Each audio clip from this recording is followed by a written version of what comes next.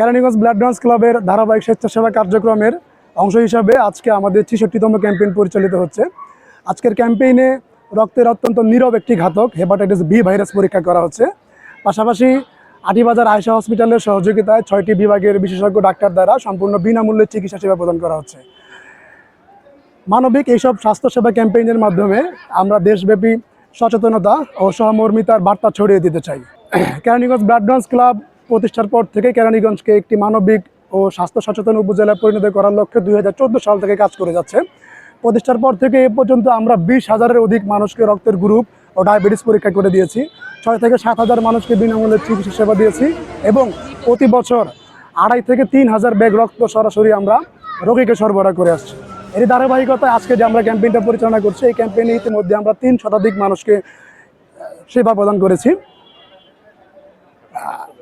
Hepatitis B virus পরীক্ষাগুলোতে আজকে আমরা ব্যাপক সাড়া পেয়েছি। মানবিক এইসব স্বেচ্ছাসেবা কার্যক্রমগুলোতে আমি কেরানীগঞ্জবাসীকে উদাত্ত আহ্বান করবো যেন আমাদের পাশে এসে দাঁড়ায়। আমাদের পাশে এসে দাঁড়ালে আমরা ভবিষ্যতে এই ধরনের কার্যক্রম অব্যাহত রাখবো ইনশাআল্লাহ।